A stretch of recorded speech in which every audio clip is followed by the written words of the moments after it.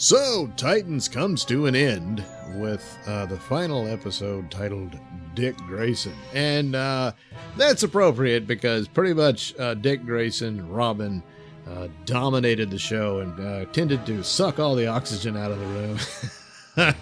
And you kept being reminded of how, boy, I wish this was a Batman series. Or even just a Robin series with Batman showing up. So the big tease from the last episode, or the trailer rather, was that, Robin was going to take on Batman. Well, as predicted, no, he didn't. Having seen the second to last episode, Robin, or Dick Grayson, runs in the house to rescue Rachel from her father and mother. And her father, being Trigon, is all-powerful, demonic, whatever he is. And he goes into this dream world.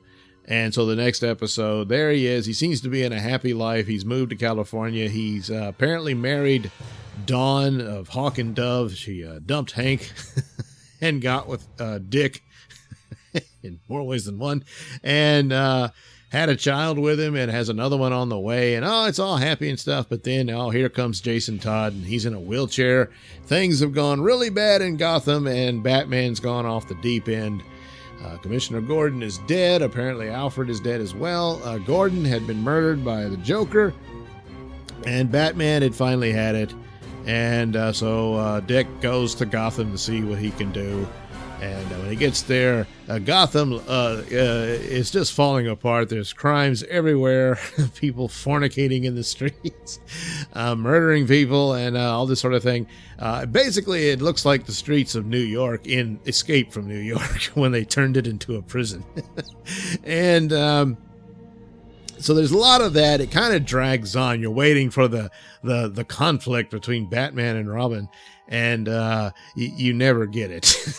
But the interesting thing about it is that it shows Gotham, the Gotham PD, it shows that, and it looked a lot similar to the one they use for the Gotham TV show, and and then Wayne Manor and what have you. And you think, God, they could do a Batman show. It's just like, just do that. Titans, it's an okay series. It shows potential at times, and there's some weaknesses here. There's flaws here and there. The cast is workable. The only weakest one I found was the woman who plays Dawn of Hawk and Dove. She's the Dove of Hawk and Dove. And she's just... needs to bone up on the acting, take some classes or something. But other than that, it worked out okay. The other problem with Starfire, the costumes they had her wearing were just awful. And she's in here. She's got a different look. She's it's the imaginary world that Dick's in, and she's apparently an FBI agent in this. And still, granted, it's an imaginary world, so things won't necessarily work or fit right, but she's part of the team to take down Batman. And the SWAT team, they raid Wayne Manor, and they're looking for him. They make it all the way to the cave and everything, and then Batman just wipes everybody out. It's all very brutal. He's slitting throats with the Batarang, stuff like that. And she comes in on the scene in high heels. I just didn't think she would do that. The outfit she's wearing is not as bad as the one she's been wearing through the whole series, but it's still kind of silly looking. It's a jacket that doesn't fit, and high water pants and all that, but I guess that's a certain taste in fashion. I don't know. But no superhero suit, not yet. Maybe next season they'll give her one. But of course, Batman is just completely evil in this version of him. He's just murdering everybody. He goes to, after killing the Joker, you see the Joker, but no one interacts with him or anything. So it's just a guy painted up like the Joker in the hospital after Batman brutalized him. And then when Robin or Dick goes to confront Bruce Wayne, he informs him, well, he's not dead, so you're not a murderer yet. So then he runs over to the hospital and kills the Joker. So now he is a murderer. So you get a few brief scenes of some guy dressed up as Batman, but you never really see his face or anything like that. And it's all very dark, kind of blacked out. You can't even really see what kind of design of the suit they're using. It looks sort of pretty heavily armored Batman suit. So I don't know. I guess it's like one of the ones from the video game or what have you.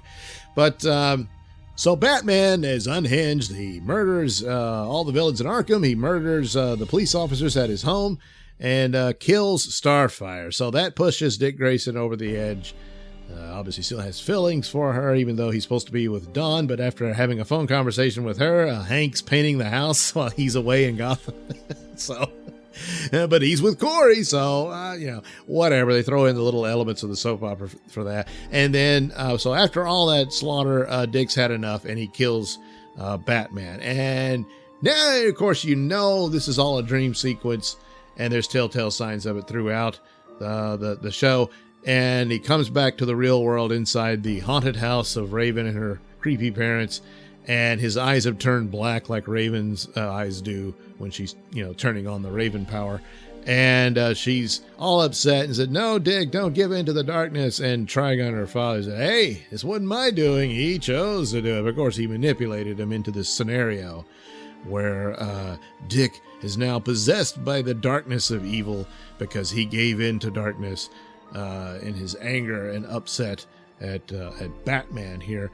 Of course, the real Batman's fine, but so that's the end of the series for season 1 of Titans.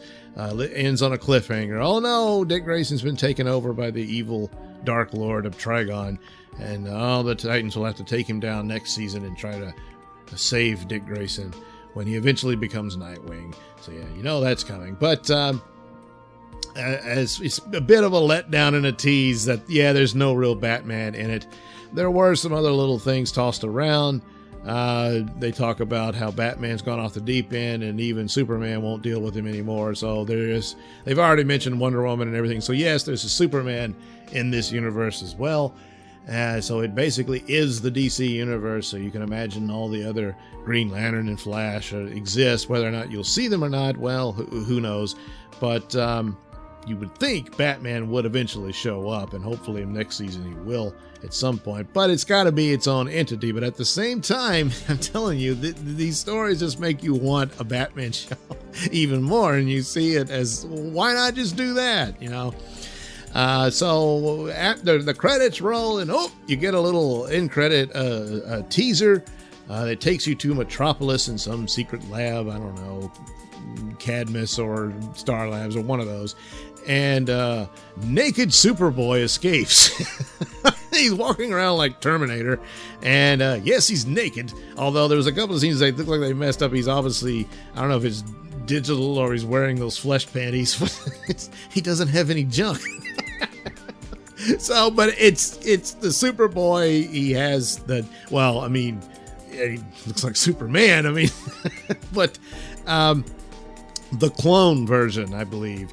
I don't know, Connor Kent or whoever it looks like. He's got the Super S tattoo on his arm, and he goes and there's a dog in a cage, and he rescues the dog after brutalizing the lab personnel, and the dog's eyes begin to glow red. So it's Crypto the dog, and they escape from wherever this lab is. Well, it's in Metropolis, but whatever it is, anyway, probably growing a Superman clone for Lex Luthor in there. And so eventually I assume that in season 2 of Titans, Superboy will be joining the team. So there you go.